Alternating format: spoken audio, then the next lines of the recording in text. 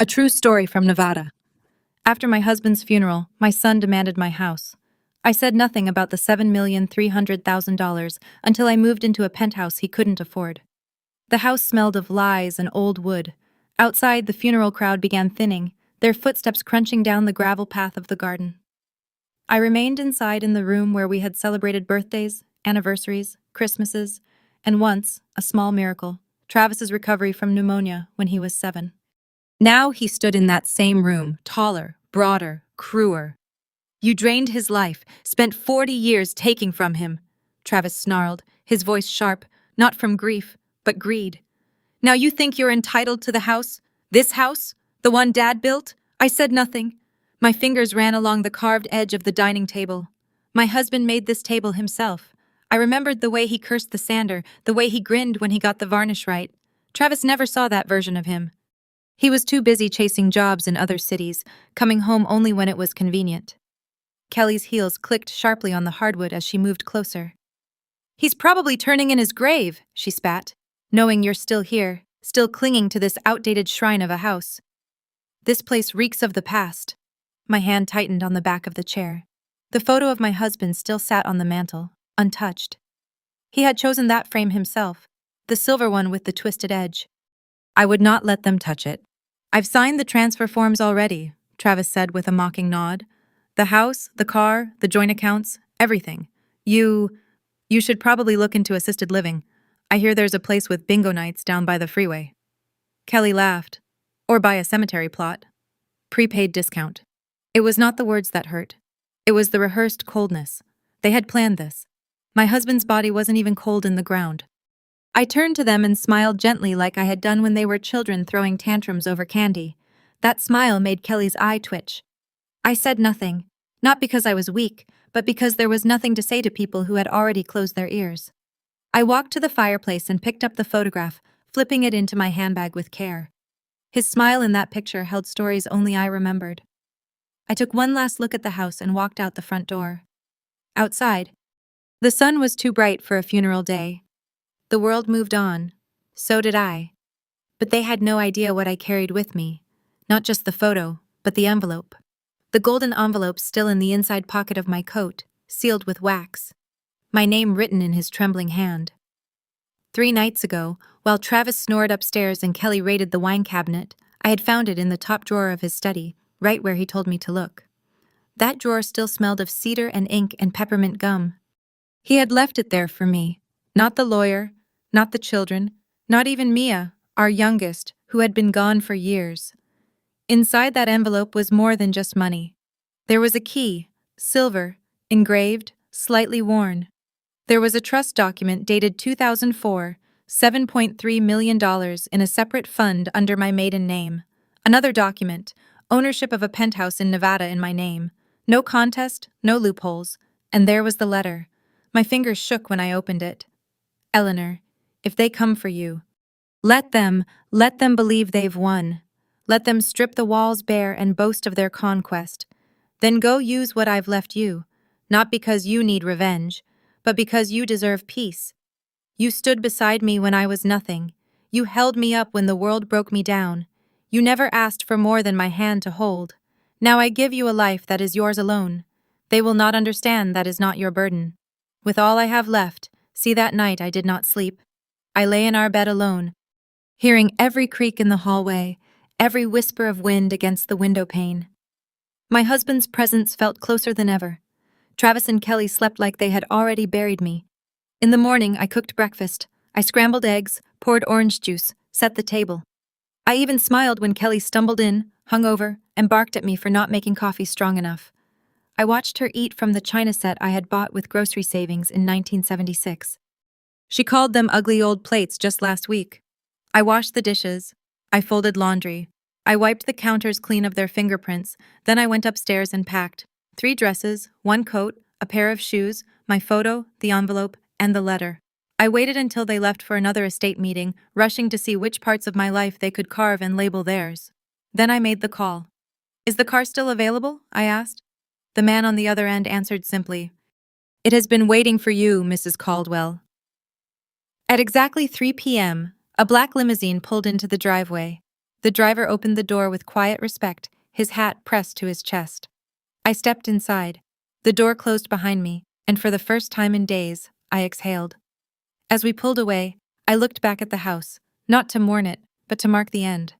The porch light still flickered like it always had. Travis had never fixed it. He never fixed anything. That house didn't belong to me anymore. Not legally, not emotionally.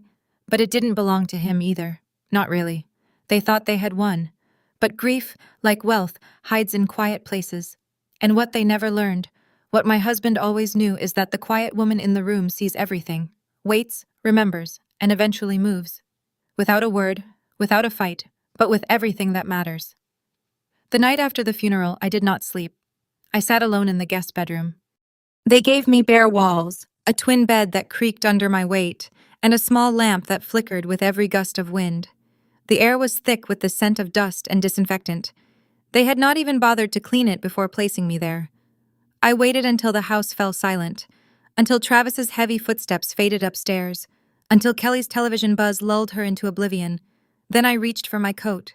The envelope was still there, golden, untouched, a private world sealed in wax. I opened it with a letter opener shaped like a dove, something my husband had once bought me on a trip to San Diego. The wax cracked like brittle bone. Inside the trust documents, a deed, a letter.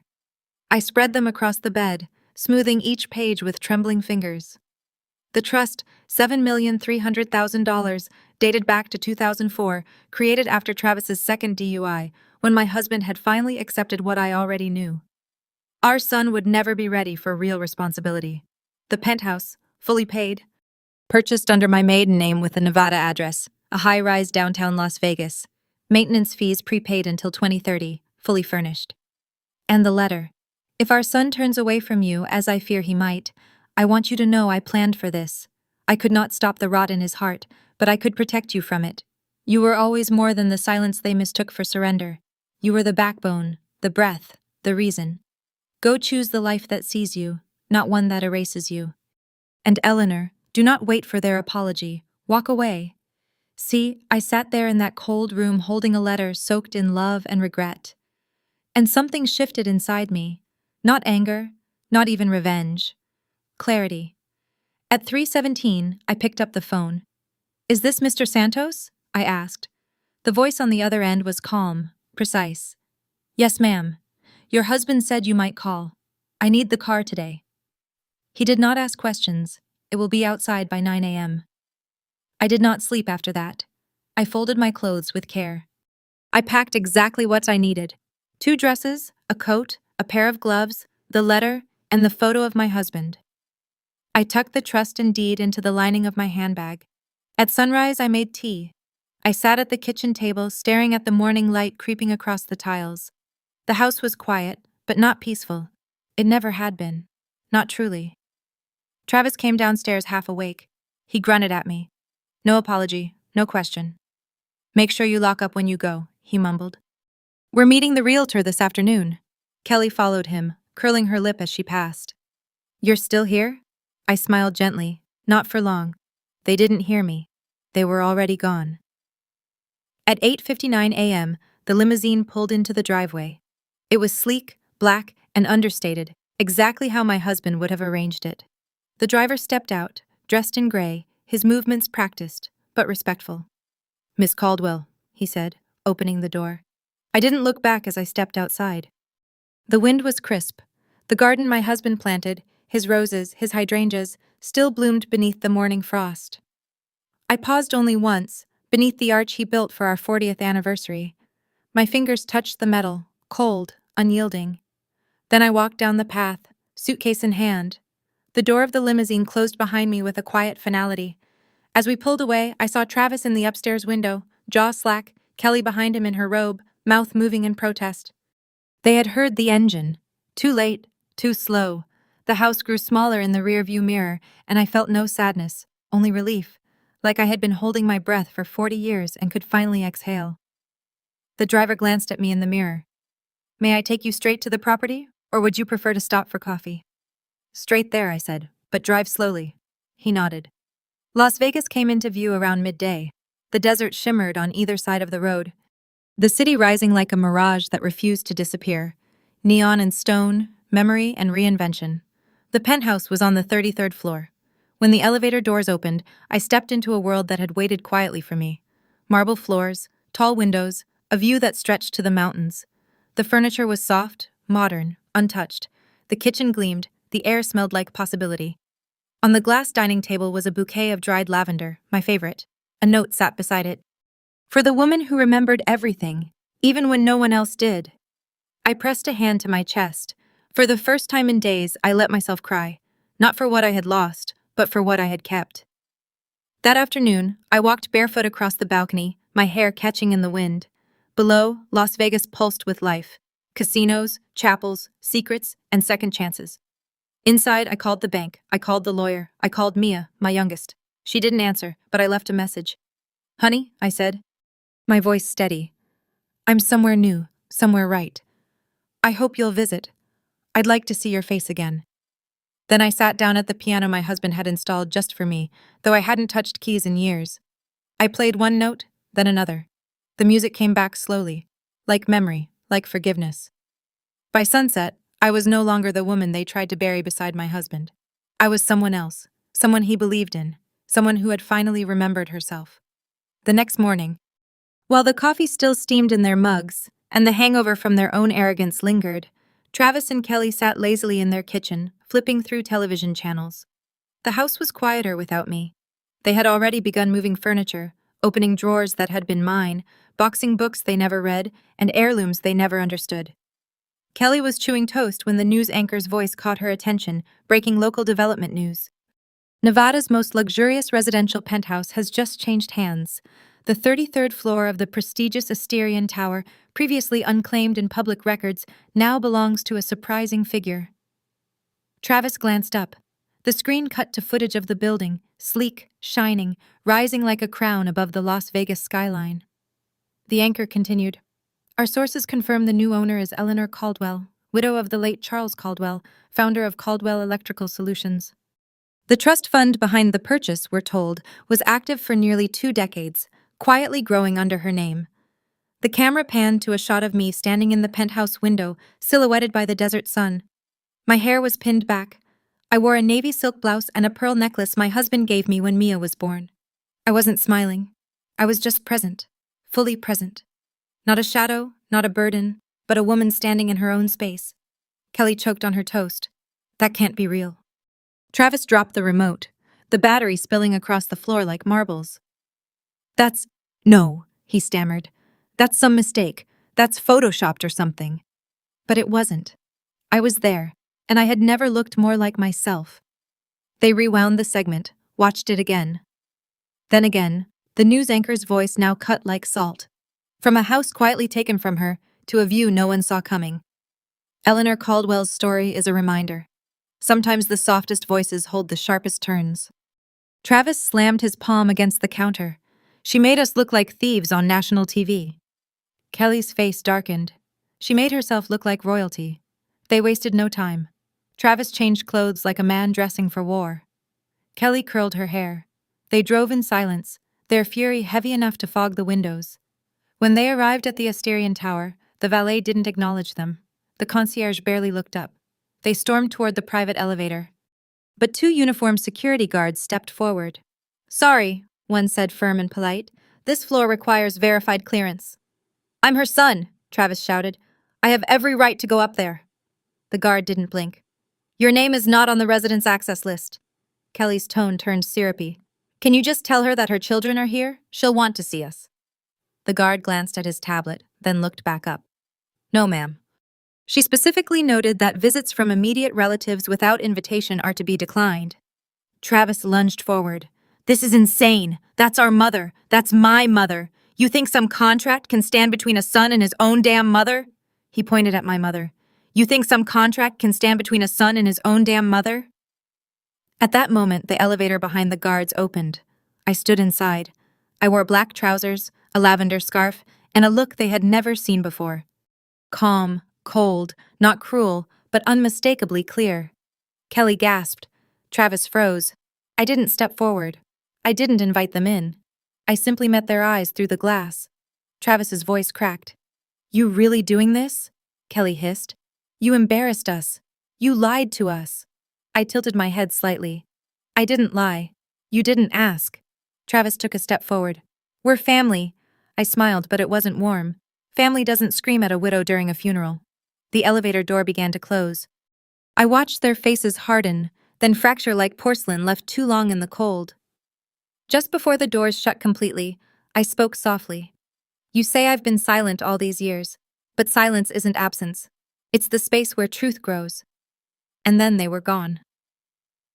Back in the penthouse, I sat down by the window. The city glimmered beneath me. A security notification blinked on the tablet by my chair. Attempted unauthorized access denied. I pressed acknowledge. There was no satisfaction in hurting them, but there was peace in finally being untouchable. The next morning, the doorbell rang. Not the main lobby. This one was private. On the 33rd floor, a direct ring to the penthouse entrance. Few people knew it existed. Fewer had the access code. I checked the screen.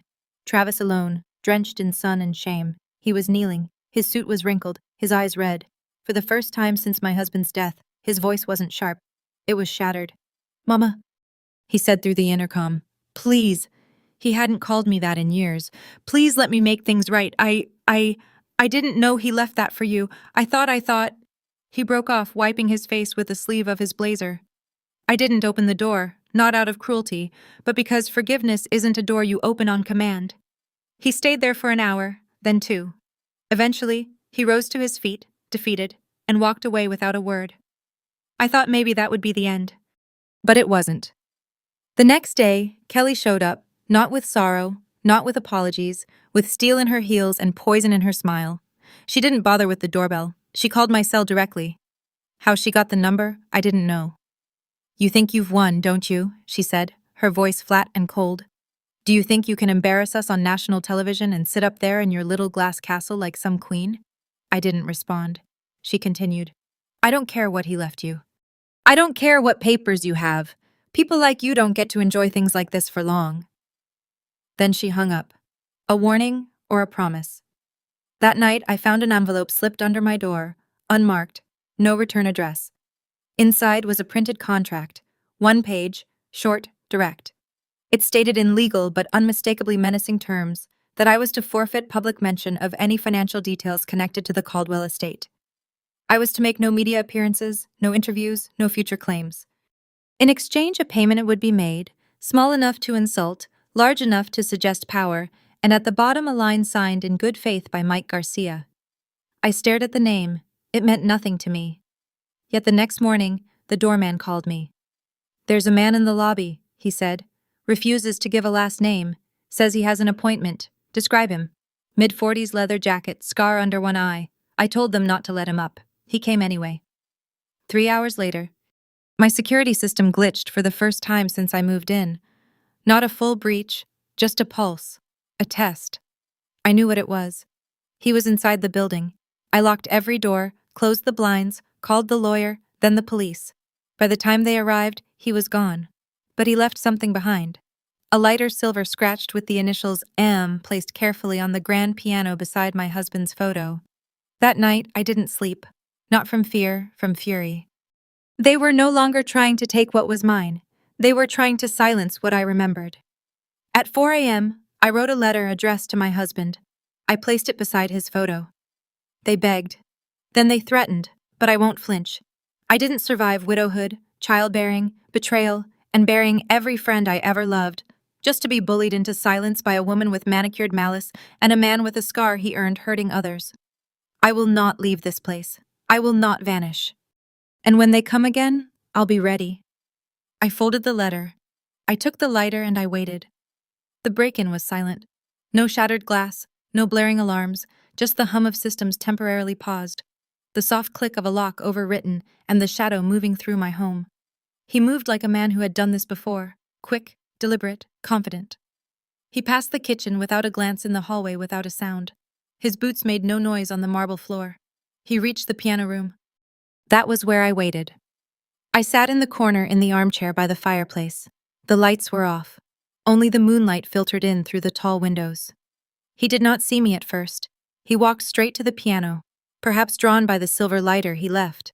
Perhaps expecting some proof that I was still here. But then he froze. I saw it. His shoulders stiffened, his head tilted slightly, then sharply down. The photograph. He reached for it with a gloved hand, trembling. It was an old picture, my husband and I, at a summer fair, holding a child between us. A boy with scraped knees and a bandage over his brow.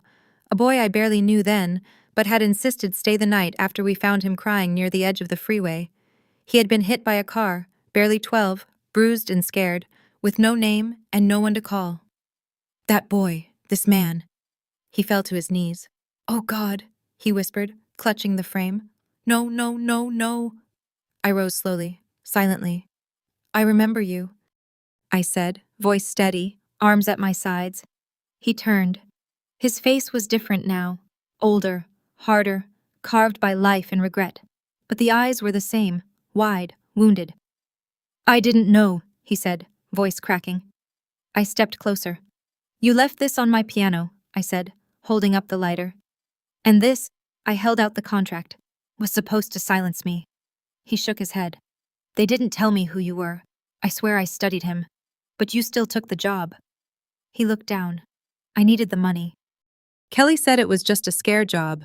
No violence, no weapons, just pressure. "And what are you doing now?" I asked. He looked up again, eyes wet, trying to undo it. He stood slowly, hands up, not in surrender, but in shame. "I was 12, he said. "You found me by the road. I was bleeding. You wrapped my head with your scarf and gave me orange juice from your glove box. You waited 3 hours with me in the ER because no one came. I remembered the scarf, lavender wool. You told the nurse I was your nephew," he said, voice cracking again. "So I wouldn't get dumped into a shelter." He stepped forward, holding out the photograph. "I never forgot your fate." Silence stretched between us. Then I asked, "Why didn't you leave when you saw it was me?" He swallowed hard. "Because I'm tired of being the weapon in other people's hands." I nodded slowly. "What's your name now?" I asked. "Mike," he said. "Mike Garcia. Been going by that since I turned 18. "And what are you going to do now, Mike?" He looked me straight in the eyes. "I'm going to protect you." Then he reached into his jacket, pulled out a second envelope. "Here," he said, "everything they gave me. The contract, the cash deposit, and this." He handed me a small flash drive, an audio recording of the call. Kelly's voice, Travis in the background. They planned it together. I took the drive without flinching. "You'll testify?" I asked. He nodded. "Under oath, under God, however you need me." We stood in the quiet of the penthouse. Two people the world thought had nothing in common. But both of us had been used, both of us had been forgotten, and both of us had survived. That night I wrote a new letter to my husband. She sent a man to silence me, but he was not a weapon. He was a boy we once saved. And now he has returned, not as a threat, but as a shield.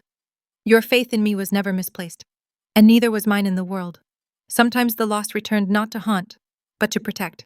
I folded the letter. Mike stayed the night in the guest room. He didn't sleep, but he stood watch. And for the first time since you died, Charles, I slept without fear. I met with the lawyer on a Tuesday morning. Her name was Diane Patel. Sharp mind, steady eyes, and a voice that never needed to rise above a whisper. She read every page of the contract Mike handed over, scrolled through the audio files twice, then sat back in her chair and folded her hands. "We have them," she said simply. "I didn't ask for revenge. I asked for protection, for clarity, for the line between injustice and consequence to be drawn boldly and publicly." Diane filed the lawsuit within 48 hours. The charges were serious: conspiracy to intimidate an elderly individual, coercion, attempted fraud via falsified estate documents, and collusion to suppress lawful inheritance. There was a separate injunction to freeze all Caldwell asset transfers Travis had tried to claim. Mike signed his affidavit under oath. In his statement, he laid out the timeline, how Kelly had approached him through an intermediary, how the payment was made, how the contract was crafted in vague but damning language. He submitted the voice recording where Kelly said, "She won't talk if she knows someone's watching," and where Travis added, "Make it look like she's losing her mind." The moment that audio went public, everything changed.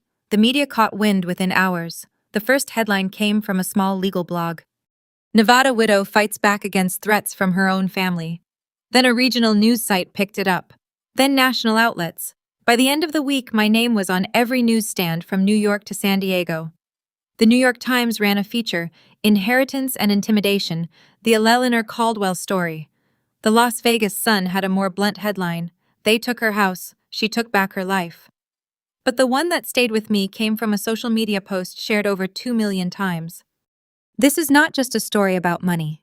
This is about the quiet power of a woman who refused to be erased.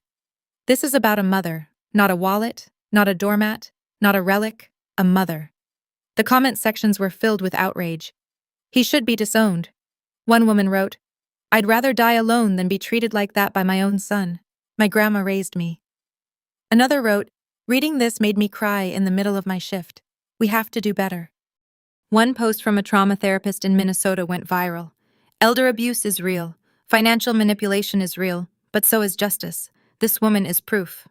In the middle of this storm, Travis and Kelly vanished from the press. No statements, no apologies. Their lawyer issued a half-hearted denial, calling the situation a family misunderstanding exaggerated by the media. Diane responded with 3 words at the press conference. We have evidence. The courthouse scheduled a preliminary hearing within 10 days. Mike flew in early, suited in black, hands steady. When asked why he came forward, he simply said, because she saved me when no one else did, and I'm not letting anyone hurt her again. I sat beside Diane at the front of the courtroom. Behind us were reporters, advocates for elder rights, college students, and strangers who had driven from other states just to witness it. Some held signs. One said, My mom matters. Another, Silence is not consent. The judge called the room to order. I kept my hands folded in my lap. I did not cry. I did not smile. I was not there to gloat. I was there to remind them of who I was, of what I had endured, of what silence could build if given time and truth. The courtroom was packed before sunrise. Outside, reporters lined the courthouse steps. Cameramen jockeyed for position. Microphones clutched like weapons of truth. Some whispered that the Eleanor Caldwell case would redefine elder protection law. Others just wanted to see the woman who had risen from ashes in silence to shake a nation's conscience. I walked through the main doors flanked by Diane on one side and Mike on the other. He wore a navy suit, clean-shaven, hands trembling just slightly. Inside the gallery buzzed, journalists, advocates, law students with notebooks, even 2 elderly women from Arizona who'd driven 8 hours just to be in the room when justice remembered what a mother looks like. Travis and Kelly sat across the aisle, rigid, pale, surrounded by a team of expensive-looking lawyers who couldn't quite meet my eyes. The judge, a sharp woman in her 50s, entered swiftly and wasted no time. Let's begin. The state laid out the facts first. The trust, the forged paperwork, the intimidation contract, the audio recording. Then Diane called me to the stand. I walked up slowly. No cane, no hesitation. I looked out at the crowd, then at Travis. He did not look back. I took a breath and spoke. They say I relied on them, that I was weak, that I was old and in the way. But I built the life they tried to steal. I held my husband's hand when we had nothing but dreams and bills. I cleaned houses, cooked meals, saved pennies in coffee cans, and when we finally had something, I gave it all to them. My voice didn't waver. But when he died, they saw me as leftover, like my love had expired with his breath. I turned slightly, meeting the judge's gaze. I didn't come here to punish my son. I came here because silence isn't always survival. Sometimes silence lets rot grow unchecked. This isn't about money. This is about dignity, about not letting the people you raise become the people who bury you before your time. I stepped down. The room was silent. Then Diane called Mike. He stood slowly, adjusting his tie. State your name, the clerk said. Michael Garcia. He hesitated. Former collector, now private security, and your relationship to the plaintiff. His voice cracked. She saved my life. 24 years ago, I was 12, bleeding on the side of the road. She gave me orange juice and her scarf, pretended I was family so I wouldn't end up in a shelter. He pulled a folded photo from his pocket, held it up. That's me. That's her. That's the man who married her and raised me better in one day than my father did in a lifetime. Then he placed the photo down and took a breath. I was hired by Kelly Caldwell, paid cash to deliver a contract to intimidate her. I didn't know who the target was until I got inside. His hands shook slightly now. When I saw the photo on her piano, I couldn't do it. I couldn't be the weapon they paid for. He handed over the flash drive. On here is the recording. Kelly gave the order. Travis approved it. I kept the proof because I knew someday someone would ask why I didn't follow through. He looked at me then. She didn't just save me once. She saved me again by being someone worth protecting. Diane rested her hand gently on his shoulder as he stepped down. The judge reviewed everything quietly for nearly an hour. Then she spoke. Eleanor Caldwell, the court recognizes the emotional, legal, and financial injustice committed against you. Your testimony was not only credible, it was courageous. She turned to Travis and Kelly. You used legal manipulation and coercion to isolate and control your mother. You treated her not as a person but as an inconvenience. That ends today. She banged the gavel once. Travis Caldwell, your inheritance claims are revoked. Your name is removed from any account related to the Caldwell estate. Kelly Caldwell, you are hereby issued a restraining order. You are not to contact Eleanor Caldwell in any form. Then the final blow. You are both ordered to pay damages totaling $2,500,000 to the Legacy and Justice Foundation established by the plaintiff, and this court strongly recommends psychological evaluation before any further estate appeals are entertained. The courtroom erupted. Some gasped, some applauded. Travis buried his face in his hands. Kelly stood frozen as if her bones had turned to glass. I sat still, not triumphant, just free. Outside, the reporters swarmed, but I said only this. I didn't win today. I remembered who I was, and the law finally did too. The weeks after the trial passed, not in silence, but in transformation. The penthouse that once felt like a safe house became a headquarters. My living room filled with blueprints, laptops, legal pads, and stories. Hundreds of them. Stories mailed, emailed, whispered through tears from women, from men, from the elderly across the country who saw my face on television and recognized a version of their own. You made us visible. One letter read, "They thought we were furniture, but you stood up." That was when I knew it was time. Legacy and Justice was born. In the spring, a nonprofit, a mission, a mirror. Mike became its first director of security. Ironic perhaps, but fitting. He now wore tailored suits and carried a clipboard instead of a threat. He greeted guests at the front desk and escorted survivors to their first meetings with lawyers and counselors. No longer a shadow in someone else's story, he had a name. A role, a purpose. We offered free legal assistance to elderly victims of financial abuse, temporary housing, psychological support, and perhaps most importantly, we listened. Each case started the same way, with silence, and ended with a voice. On the day we held our first press conference, the news crews returned, not for scandal this time, but for service. They asked me what I hoped the foundation would achieve. I said, recognition for the ones left behind. For the ones who fed generations with calloused hands and were repaid with neglect. This is not a charity, this is a reclamation. That afternoon, a letter arrived. The handwriting was familiar, cursive, delicate. I opened it slowly, breath caught between hope and caution. Mia, my daughter, gone for 6 years, not in hatred, but in hurt. She had married young, moved east, followed a career, distanced herself when the family fractures began to widen. We hadn't spoken since her father's first stroke. The letter was short. Mom, I saw you on TV. I didn't know what you had lived through. I thought your silence meant surrender. Now I see it was strategy. If you'll have me, I'd like to come home. Love, Mia. She arrived 3 days later. No camera crews, no announcement, just a knock on the door and a breathless moment. I opened it. She stood there with her suitcase, and before she could speak, I pulled her into my arms. We cried. Not just for time lost, but for truth found. Amma, she whispered. You taught me something I didn't understand until now. Silence can be a strategy, but only if it ends with justice. She stayed. She volunteered at the foundation. She listened to every case like it was our own. Mike met her on the 3rd day. By the 5th, he asked her to lunch. By the end of the month, they were inseparable. I didn't see that coming, I told her one night as we folded towels together in the guest suite. Me neither, she smiled. But maybe we were all waiting for the right time to heal. The foundation grew fast. Media outlets invited me to speak. I appeared on talk shows, podcasts, town halls. On one show, the host asked, "What do you want people to remember about you?" I didn't hesitate. That old doesn't mean obsolete. That age doesn't make you invisible. That just because we don't raise our voices doesn't mean we don't have something to say. The audience stood. But it was never about applause. It was about turning the final chapter into a beginning. And in the evenings, when the world finally quieted, I stood on my balcony, tea in hand, the desert skyline flickering beneath the stars. From here, the city seemed smaller. But my voice, our voice, finally reached beyond it. I whispered to the wind, like a prayer, or a truth only the night could carry.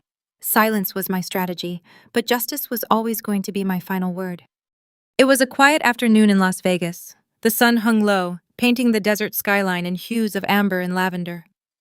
The wind had cooled, not the dry, blistering kind that scraped your skin in July, but a soft breeze that hinted at change, at endings that finally made peace with beginnings. On the rooftop of the Asterian Tower, among clusters of purple hydrangeas and white orchids, I stood still, staring down at the city that had witnessed my rebirth. In my hand was a wedding invitation. Simple ivory paper, no gold trim, no pretense. Mike and Mia, 2 p.m. Saturday. My fingers traced the lettering as if it were carved in stone. This was more than a ceremony. It was a full circle. Guests began to arrive, dozens of them, but only the right ones. No long guest list, no velvet ropes, just people who had seen me, heard me, stood by me when others turned away. Advocates, volunteers, survivors, old friends I thought I had outlived. Some brought flowers, some brought silence. All brought love. Mike stood at the altar in a crisp black suit. His hands fidgeted only once before he spotted me. He gave me a small, grateful nod. Mia appeared next, radiant in a dress that echoed the color of our lilacs back home. She walked not with nerves, but with knowing. She wasn't just walking toward a husband, she was walking back to herself. And in that moment, I stepped forward before the vows, before the music. I took Mike's hand in mine, then reached for Mia's. I placed her hand atop his. A pause settled over the rooftop. The city fell silent, if only in my mind. "Don't repeat the mistakes your siblings made," I whispered. "Family is not a battlefield. It's not a contract. It's a memory you protect, not a trophy you fight for." Mike nodded, his eyes misted. "I know," he said. "I've lived outside family for too long to take it for granted now." Mia cried quietly. "Thank you, Mama," she whispered. "But bring more." H. They turned to the officiant hand in hand. The ceremony was short, simple, sacred. But behind every vow was a deeper current. A man who had been lost, now found. A daughter who had misunderstood, now returned. And a mother, once discarded, now honored. The reception followed in the penthouse. No fireworks, no extravagance, just music, laughter, and the warmth of people who knew what second chances looked like. During the toast, Mike stood and raised his glass. "When I was 12, he began, voice shaking. "I bled on the side of the road. No name, no family, no future. She found me. She gave me orange juice and her scarf. She told the ER nurse I was hers. Today I get to say it out loud. I am." He looked at Mia. "And today I marry the daughter of the woman who saved me. Not because fate demanded it, but because grace made space for it." Tears flowed freely. And not just mine. Later that night, I stepped away from the music, away from the guests, and returned to my balcony. Below, Las Vegas pulsed with neon and noise, but up here, it was still sacred. Mia joined me quietly, wrapping her arms around me from behind. "If Dad could see this," she whispered, "he'd be so proud." I smiled through tears that did not come from sorrow. "I didn't live for recognition," I said softly. "I lived so no one else would ever feel abandoned the way I once did." She nodded. "And you've done that, Mama, more than you know." A week later, we launched something new, the Second Chances Foundation. Not just for headlines, not just for healing, but for people like Mike, for women like me, for men who had fallen through the cracks and needed not a savior, but a door. We provided housing for elderly parents abandoned by their children. We partnered with halfway homes to give reformed ex-cons a real chance. We paid for therapy, legal aid, and dignity. Mike and Mia took on executive roles. I remained on the board. My job wasn't to lead anymore. It was to ensure the work outlived me. We held our first open house on the anniversary of my husband's death. I wore his favorite scarf, lavender wool, and I read aloud from a note he once wrote, "If they turn on you, walk forward, not in rage, but in resolve, and build something they could never burn." That night, standing once again on the balcony, I raised my cup of chamomile tea to the stars. The city sparkled, the wind stirred the curtains, and I whispered to the dark, not in bitterness, not even in triumph, but in clarity. Silence can be misunderstood, but justice never needs to shout. It only needs time. Then I closed my eyes and breathed. Free. If you've made it this far, thank you for listening to a voice that was once silent. This wasn't just a story about revenge, it was a story about dignity. About what happens when the quiet woman in the room remembers who she is and decides that silence is no longer survival, but strategy. Maybe you saw a part of yourself in Eleanor. Maybe you've been dismissed, betrayed, or told you were too old to matter. But here, you matter, of women who loved deeply, endured quietly, and finally stood up, not to scream, but to be heard. Because revenge has no expiration date, and wisdom doesn't shout, it remembers. If this story moved you, if it made you feel seen, please subscribe to Grandma True Stories. Hit the bell so you never miss a story where silence becomes strength and the forgotten finally speak. And if you have your own story or your grandmother's story, we're listening always. Until next time, remember, some women are not meant to disappear. They're meant to be remembered forever.